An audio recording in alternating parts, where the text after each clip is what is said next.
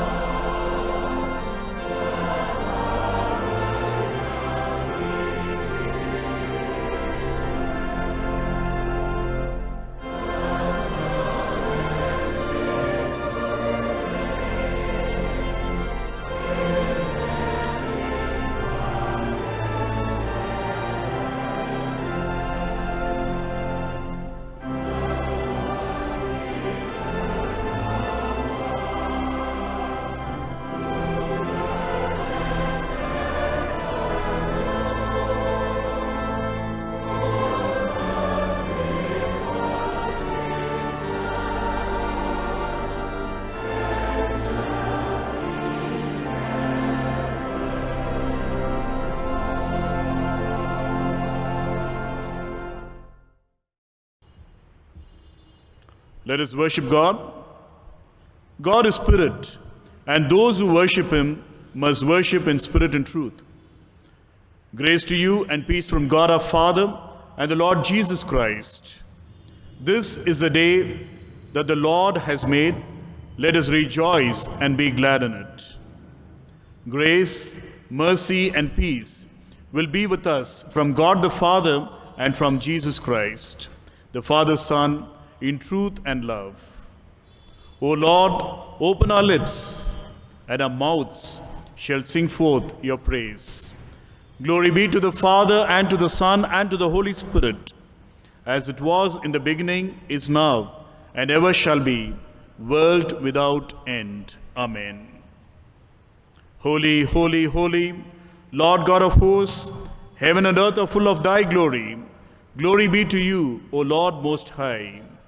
Blessed is he who has come and is to come in the name of the Lord. Hosanna in the highest. Holy are you, O God. Holy are you, O God. Holy are you, O Almighty. Holy are you, O Almighty. Holy are you, O immortal. Holy are you, O immortal. O Lord, our Redeemer, who was crucified for us, have mercy on us. O Lord, our Redeemer, who was crucified for us, have mercy on us. O Lord, Holy Spirit, have mercy on us. O Lord, Holy Spirit, have mercy on us. O Lord, accept our prayers and praises and have mercy upon us. O Lord, have compassion and mercy upon us. If we say that we have no sin, we deceive ourselves and the truth is not in us. If we confess our sins, he who is faithful and just will forgive us our sins and cleanse us from all unrighteousness. I will get up and go to my father, and I will say to him, Father, I have sinned against heaven and before you. I am no longer worthy to be called your son. The time is fulfilled, and the kingdom of God has come near. Repent and believe in the good news. For we do not have a high priest who is unable to sympathize with our weakness, but we have one who in every respect has been tested as we are, yet without sin. Let us kneel and examine ourselves in silence. Let us humbly confess our sins to the Almighty God. Let us say the prayer of confession together. Almighty and most merciful God, we have erred and strayed from your ways like lost sheep. We have followed too much the devices and desires of our own hearts. We have offended against your holy laws. We have left undone those things which we should have done, and we have done those things which we should not have done. And there is no health in us. But you, O Lord, have mercy upon us, miserable offenders. Spare them, O God, who confess their faults. Restore them that are penitent according to your promises declared to humankind in Jesus Christ our Lord. And grant, O most merciful God, for his sake, that we may hereafter live a godly, righteous, and just life to the glory of your holy name. Amen. May the Almighty and merciful Lord grant us pardon and remission for all our sins, time for amendment of life, and the grace and comfort of the Holy Spirit. Amen. The collect for the day. Let us pray together. Lord our God, you are the source of wisdom and knowledge. We commit our student community into your hands.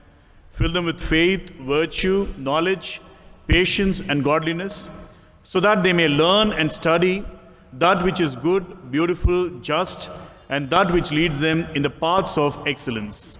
Through Jesus Christ our Lord, who lives and reigns with you and the Holy Spirit, one God, now and forever. Amen. Praise the Lord. The Lord's name be praised. The scripture lessons will be read to us now.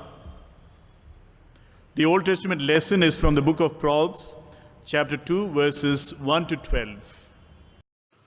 Old Testament reading is taken from Proverbs chapter 2, verses from 1 to 12. The value of wisdom. My son, if you receive my words and treasure up my commandments with you, making your ear attentive to wisdom and inclining your heart to understanding.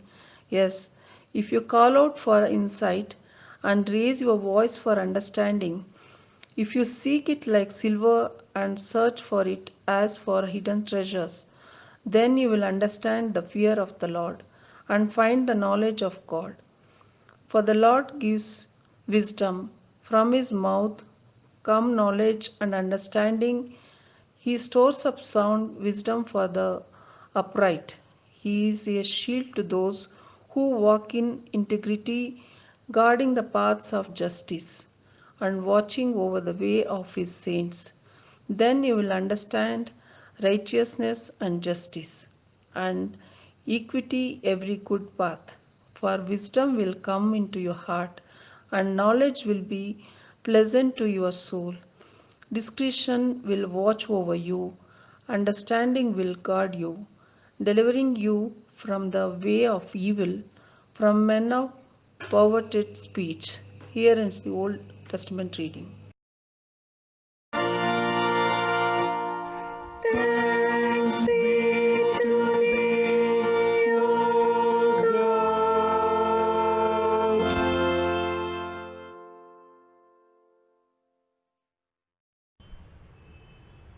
The epistle lesson is from the Epistle of James, chapter 3, verses 13 to 18. The second reading for today is taken from the book of James, chapter 3, verses from 13 to 18. James, chapter 3, beginning from the verse 13. Who is wise and understanding among you? Let them show it by their good life, by deeds done in the humility that comes from wisdom. But if you harbor bitter envy and selfish ambition in your hearts, do not boast about it or deny the truth. Such wisdom does not come from the heaven, but is earthly, unspiritual, demonic. For where you have envy and selfish ambition, there you find disorder and every evil practice. But the wisdom that comes from heaven is first of all pure, then peace loving, considerate, submissive, full of mercy and good fruit, impartial and sincere. Peacemakers who sow in peace reap a harvest of righteousness. Here ends the Bible reading.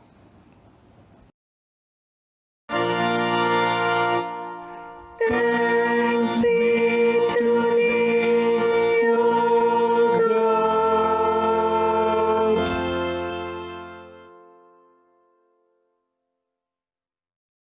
The gospel lesson is from St. Luke's Gospel, chapter 2, verses 41 to 52.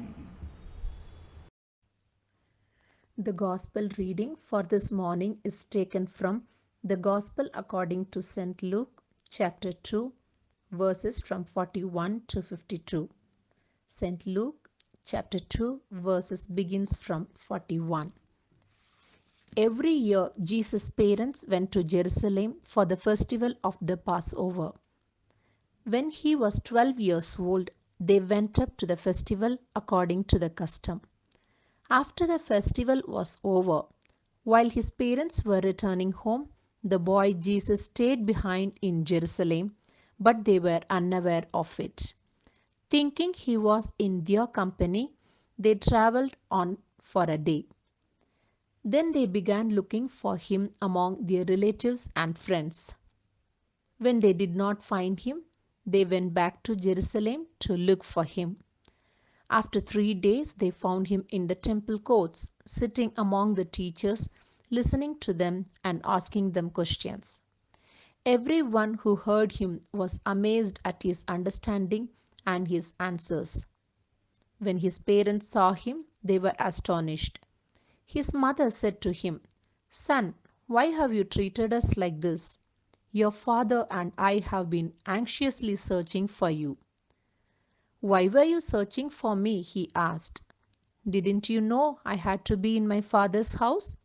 But they did not understand what he was saying to them. Then he went down to Nazareth with them and was obedient to them.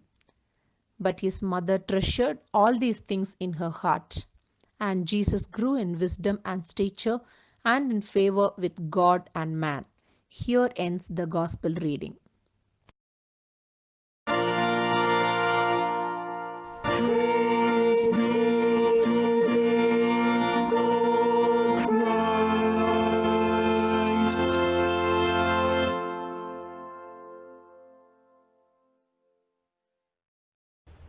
Let us sing together the hymn, Be Thou my vision, O Lord of my heart.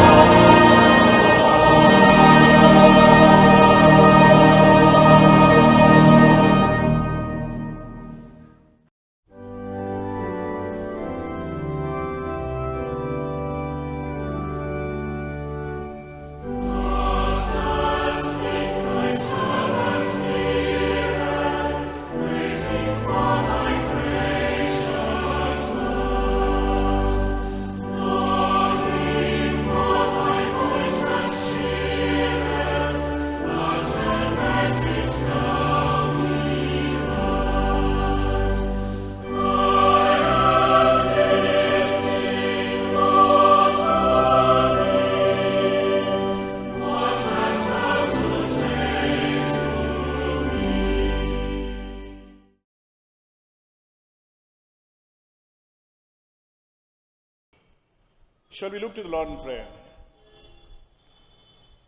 God of wisdom and understanding, we give you thanks for this beautiful morning. We also give you thanks for this blessed time of reflection and meditation.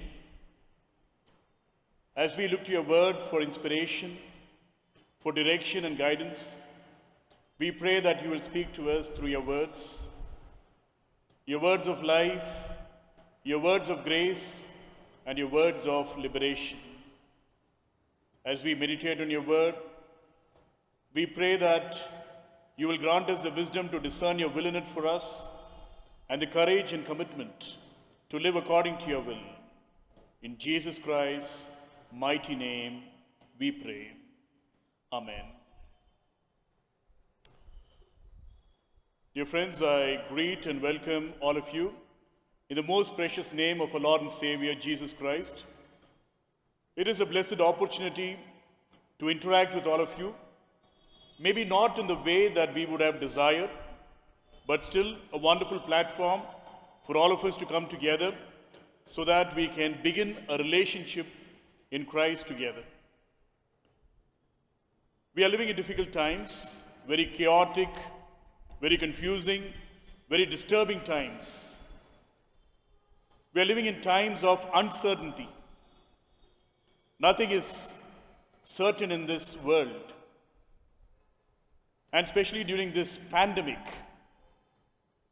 uncertainty has become a regular feature of our everyday lives. I'm reminded of a book written by a very eminent economist. He was also a diplomat, and he happened to be the ambassador of the United States of America to India way back in the 1960s. A man called John Galbraith. And John Galbraith wrote a beautiful book called The Age of Uncertainty. He wrote this book in the late 1970s. And when I look at the title of this book, and this book was also adapted into a television series. When I look at the title of this book, The Age of Uncertainty, I think this phrase is very much relevant for today's times. We live in the age of uncertainty. Nothing is certain at all. Because sometime back we thought that we have organized everything with mathematical precision, with engineered order, and we knew that everything is in place. We were so very confident about ourselves. But this pandemic has shattered our confidence. It has made us look at different places for answers. It has also made us very much anxious, very much confused. So in this context, we remember and we are also reminded that we lead our lives in a very uncertain manner. There is a thick fog surrounding us. There is nothing clear. But even in this context, when we feel so very underprepared, when we feel so very under-equipped to deal with a pandemic of such a proportion, we are reminded that there is a God who is in control of our lives, and there is a God whom we believe in who will restore everything. This is the faith and the confidence that we have. But coming back to this context of uncertainty, sometimes we feel very saddened and we also become very anxious because things are uncertain. But I would say that uncertainty is a boon, is a blessing that all of us have to deal with. Because certainty can be very farcical, it can be very fake, it can be very illusory. But uncertainty is something which enables us to evolve, something which enables us to grow, something which makes us wise. The theme that has been given for our meditation today is wisdom and knowledge, gift of God. Uncertainty brings about an evolution in our wisdom. When we think that we are very certain about everything, when we think that we have the answers for everything, when we think that we have ordered our life in such a manner that we do not require any help, we do not grow, we do not become wise, we do not become discerning. But this uncertainty with which we grapple makes us wiser. And today, we are celebrating Student Sunday. We all are part of the student community. We cannot think that just people who are studying in educational institutions are students. All of us are students. All of us continue to grow in different aspects of our living, and all of us are certainly students. And we have come together so that we may celebrate this wonderful feeling of being a student. I'm sure that all of us enjoy being a student. Maybe sometimes we also remember those days when we studied in educational institutions. So let us enjoy this moment of being a student all over again, and let us engage in this meditation by looking to the scriptures for inspiration. The scripture passage that I would like to meditate upon or focus upon is the gospel lesson that was read for us today. A beautiful passage from the gospel according to St. Luke, chapter 2, verses 41 to 52. A passage which tells us about what happened to Jesus when he was a boy of 12 years. When he was a little boy, maybe on the verge of adulthood. A boy who is somehow distanced from his parents. A boy who finds himself in the temple engaging in conversations with the religious leaders and the scribes and the teachers of his time. So, the parents of Jesus, taking Jesus along with them to Jerusalem to observe the feast of Passover, and while they are returning back, they find that Jesus is no longer with them. And then they frantically search for him and finally find him in the temple. And this particular passage talks about what happened during that encounter. So, my dear friends, let us look to this passage for some kind of understanding about what wisdom truly means. What is wisdom about? Jesus, the fount of wisdom, and how Jesus is able to manifest this wisdom to us. So, to begin with, when I look at this passage, the temple is very important. When you look at Luke's gospel, the temple plays a very significant role. Luke begins his gospel with a scene in the temple. The priest Zechariah receives a divine visitation, and he also receives a divine promise. So Luke's gospel begins with a scene in the temple. And when you look at the concluding part of Luke's gospel, we see that the disciples of Jesus were assembled together in the temple, thanking and glorifying God. So Luke begins and concludes his gospel in the temple. And here again, we see Jesus presented as a young boy in the temple. A little later, maybe in chapter 4, we will also see Jesus beginning his public ministry, and he will begin his public ministry in his hometown of Nazareth in a synagogue. So the place of worship is so very integral in Luke's gospel, whether it is a temple or the synagogue. So in this particular passage, Jesus is portrayed as a young boy. And I would like to draw your attention towards one verse from this passage, from verse 46. Let me read it for you. After 3 days, they found him in the temple, sitting among the teachers, listening to them and asking them questions. Jesus, sitting among the teachers, listening to them and asking questions. A very different, unique portrayal of Jesus. Because we always prefer to see Jesus as the shepherd, the Messiah, the Lord, the Savior, the teacher. But Luke is presenting Jesus as a student for all of us. The student who is sitting among the teachers, the student who is listening to the teachers, and the student who is asking questions. Can we dare to see our Messiah in such a manner? The Messiah who is willing to be a student, the Messiah who is willing to learn. And this is a very profound statement or a very profound portrayal for all of us to believe in. Jesus, the student. And this is the wisdom that Jesus expresses throughout his life, whether as a student or as a teacher. And the wisdom that Jesus reveals or manifests throughout his life is very much explained in this particular passage. So let us begin with this passage and try to unravel certain important characteristics of this wisdom that Jesus manifests. Firstly, I would say that the wisdom that Jesus reveals or manifests is a wisdom based on experience. There is an experiential wisdom that Jesus manifests. When I speak about experience, it's not about any work experience that I'm referring to, but it's about the experience that we have in our everyday living. How do we interact with other human beings? How do we interact with other living beings? How do we interact with the world around us? And this is the experience which is so very important for us to grow in wisdom. So here we see Jesus sitting among the teachers of the law.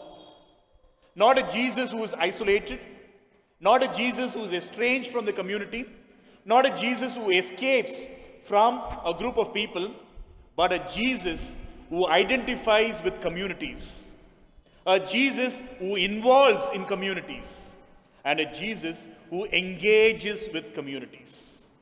This is the experiential wisdom that we see in the life of Jesus. A Jesus who is engaging with communities.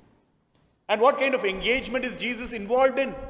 He is not teaching the teachers of the law. He is not preaching to them. He is not proclaiming anything to them. Rather, Jesus is listening to them. Listening to them. One of the greatest guitarists to have ever lived on the earth, arguably maybe the greatest guitarist also, Jimi Hendrix, once very famously said, "Knowledge speaks, wisdom listens." Here we see a Jesus who is engaged with a community of teachers, and Jesus is willing to listen to them. And this is the kind of wisdom which is so very profound. Experiential wisdom, experiencing engagement with the community. So very powerful and so very profound. We also see throughout the life and ministry of Jesus that Jesus was also willing to learn from his context.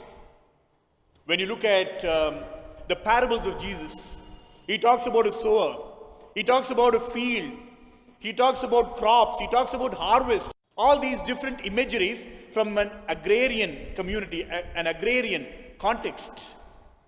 So Jesus willing to learn from the context, Jesus willing to observe the context and speak from the context. So very beautiful. And Jesus also does not discount traditions. Traditions are very important for Jesus. The parents of Jesus took Jesus to the temple in Jerusalem because it was the custom, the practice, or the tradition for devout Jews to observe the festival of Passover in Jerusalem. So there is an adherence to tradition there. And even when you look at Luke chapter 4, when Jesus begins his public ministry, he goes to the synagogue because that was his custom. So Jesus learns from the customs, learns from the traditions. He's very much observing of whatever is happening around, especially the legacy that is being passed on from one generation to another. And also, Jesus looking at the natural world around him. He says, look at the birds of the air, look at the lilies of the field. Jesus learning or observing from nature.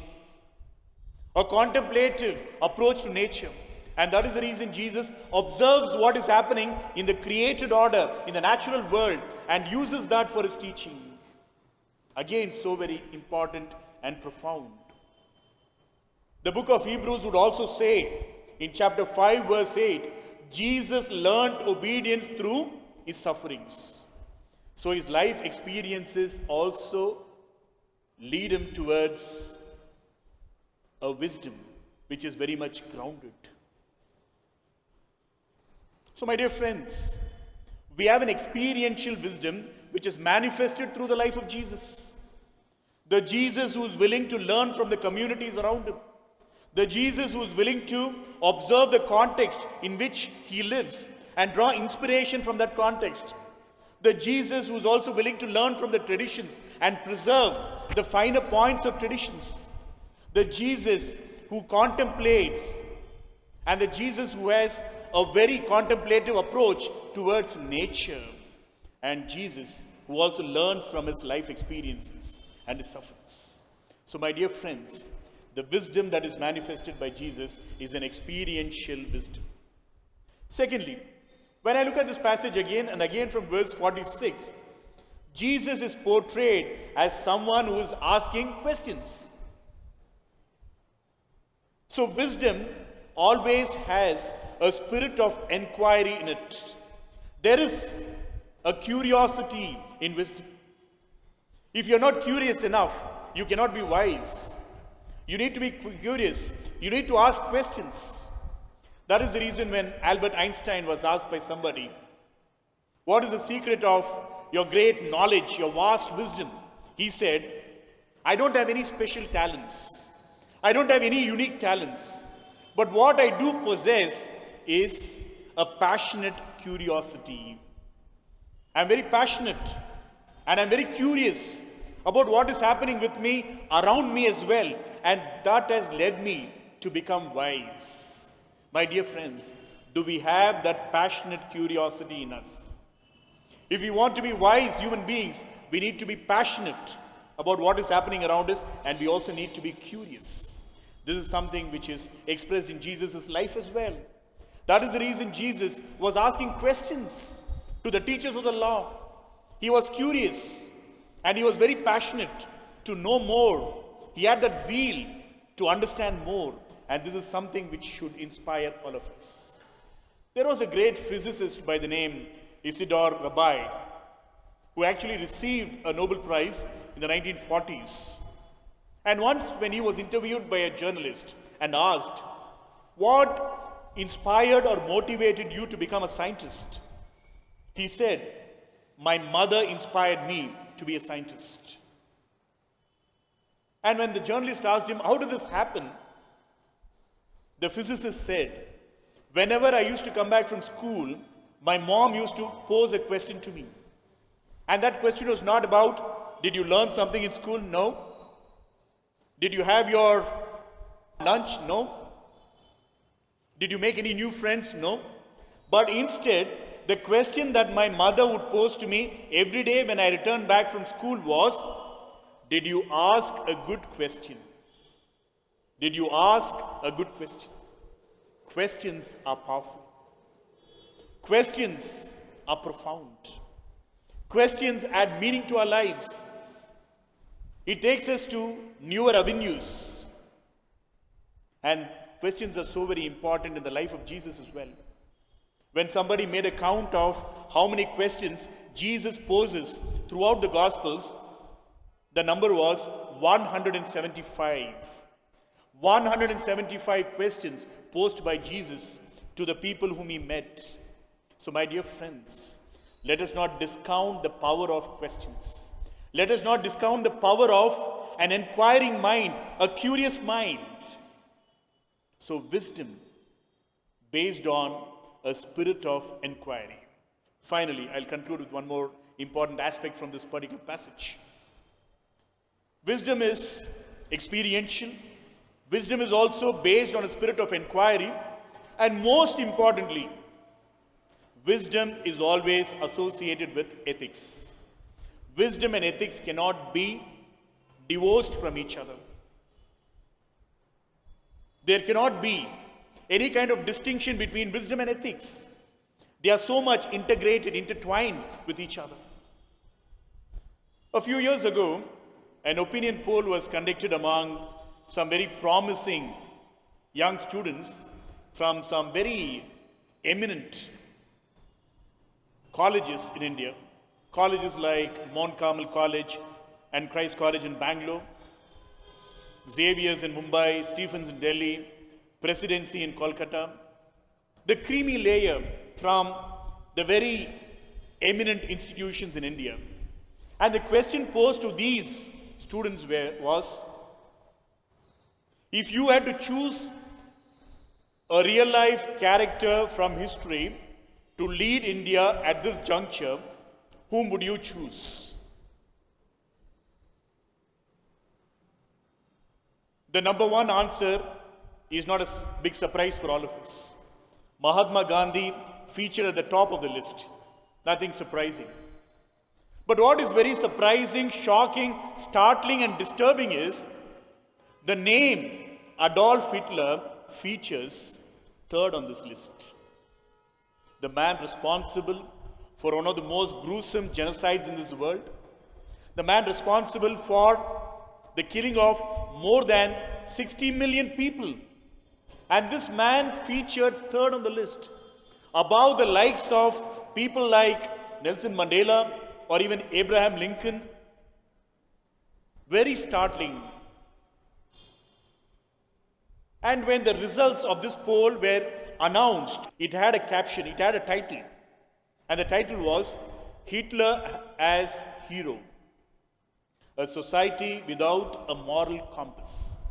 A society without a moral compass. My friends, the creamy layer of India, the most intelligent, the most tech savvy, the most progressive in terms of lifestyle or in terms of culture. But are these people really wise? Choosing an agent of death as somebody who can lead a nation shocks us. Sometimes we can be well informed and we can still not be wise enough. And this is a classic example of that. So, my dear friends, wisdom should always be based on ethics, or social ethics as we call it. Even in the epistle lesson that was read for us today from the book of James, the epistle of James, I would just like to read a verse for you from this passage. James 3:14. Bitter envy and selfish ambition. Two qualities which are mentioned as something which should be avoided at any cost. Bitter envy and selfish ambition.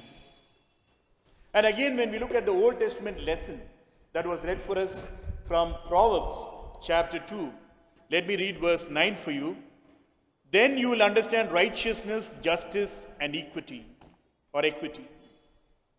When you receive wisdom, you will understand righteousness, justice, and equity. So wisdom is always ethical. Wisdom is about the practice of righteousness. Wisdom is about the practice of justice. Wisdom is about the practice of equity.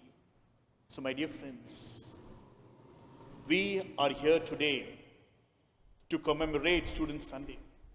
We are here to deliberate on this important theme, wisdom and knowledge, the gift of God. And what kind of wisdom do we believe in? Luke chapter 2 makes it very clear to us that Jesus manifests a different kind of wisdom, an alternative wisdom. The wisdom which is experiential, the wisdom which is based on a spirit of inquiry, and the wisdom which is always based on ethics. So, my dear friends, thank you once again for accepting me into your fellowship. And I'm looking for a very meaningful ministry in this church. And I'm sure that all of us will work in a very integrated fashion so that we will bring glory and honor to God. May God bless you all. Thank you so much. Amen. Having listened to the word of God, may we all affirm our faith in the triune God through the words of the Apostles' Creed. I believe in God, the Father Almighty, creator of heaven and earth.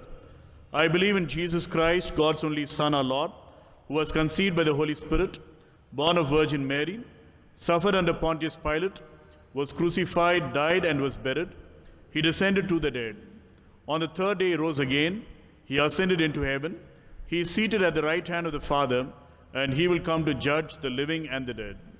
I believe in the Holy Spirit, the Holy Catholic Church, the communion of saints, the forgiveness of sins, the resurrection of the body, and the life everlasting. Amen. Let us intercede with God. Out of the depths we cry to you, Lord. Lord, hear our voice. Let your ears be attentive to our cry for mercy. Lord, hear our prayer. Listen to our cry for mercy.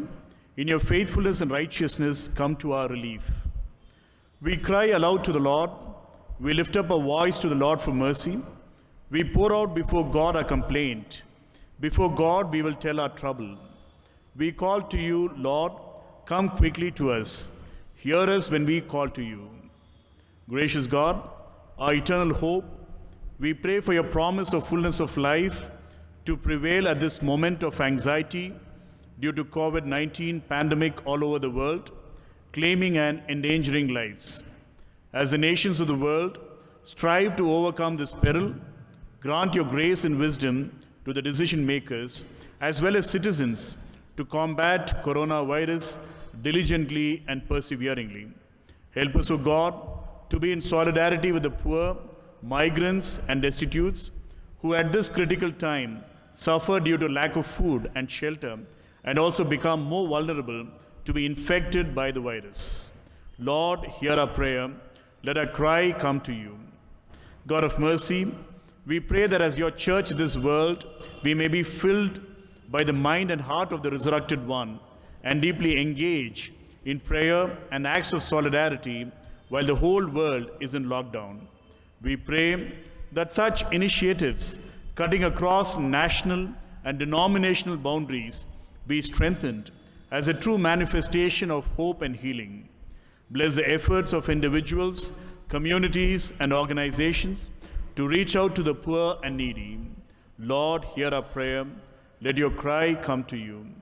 God of healing, we pray for doctors, nurses, all other healthcare workers, police personnel, and volunteers for their relentless efforts to prevent, care, and heal. We beseech you to grant a creative cooperation among the medical, political, as well as civil society bodies to overpower the pandemic and be instrumental in rejuvenation of life. Also, we pray that medical care and healing becomes accessible and affordable to every common person, even to the most vulnerable in the society. Keep us, O God, from anxiety and panic, and enable us to implement the recommended strategies such as social distancing to combat the virus. Lord, hear our prayer. Let our cry come to you. God of love, we pray for the Christian community in our country. As we are compelled by the situation to remain at home on this Sunday, we seek your grace to strengthen us in faith and your hope to see beyond the horizon. We pray for the pastors and church leaders as they extend pastoral care during this time of crisis.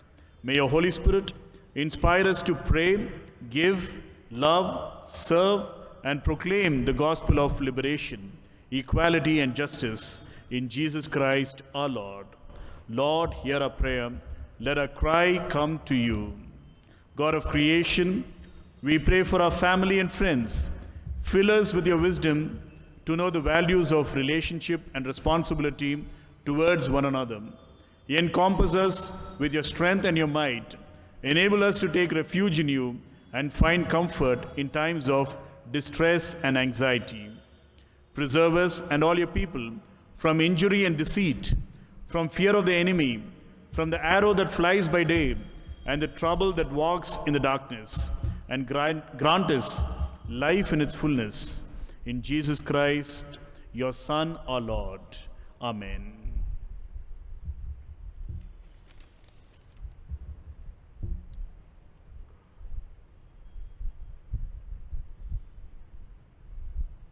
The people who will be celebrating their birthdays during this week: Anju Mary George, Selina Paul Johnson Anchula, Chelathangam, Jasmine Esther, Richard Vinod, Richard Solomon Peter. Kindly remember Mr. Manikam and Mrs. Bhagyam as they celebrate their wedding anniversary during this week. May we pray for all these individuals. May we also pray for the other concerns of this church. Loving God, we give you thanks for this beautiful morning. We also give you thanks for a blessed time of worshiping you.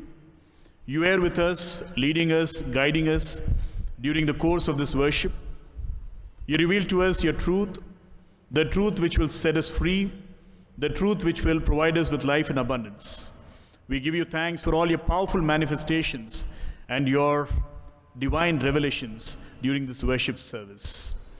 We give you thanks for everybody who is participating in this worship service, and we pray that they will continue to be visited by you, and you will be their healer, their provider, their guide, and their father and mother.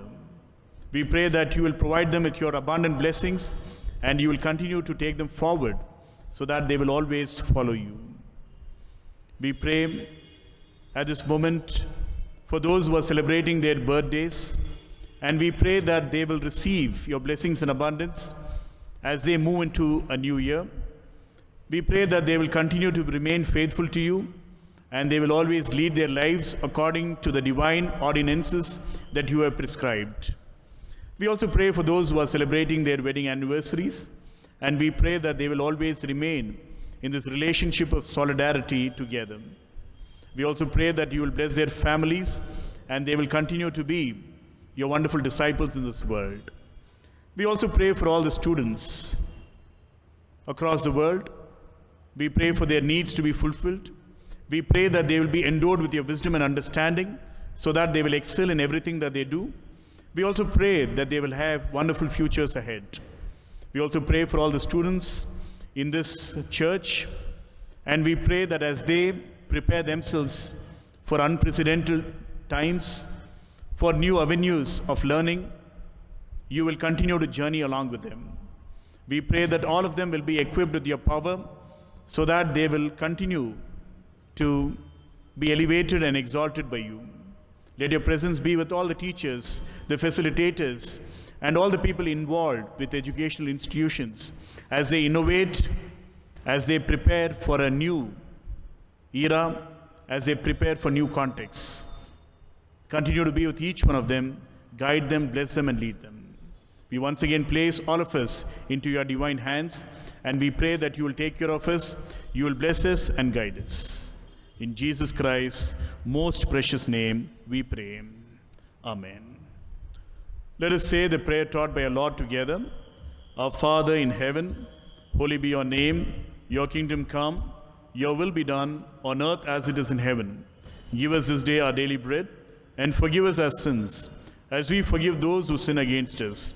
And lead us not into temptation, but deliver us from evil. For yours is the kingdom, the power, and the glory, forever and ever. Amen. May we all receive the blessings of the Triune God. Unto God's gracious mercy and protection we commit you. The blessing of God Almighty, the Father, the Son, and the Holy Spirit be amongst you and remain with you always. Amen. We will sing together the hymn, God of Grace and God of Glory.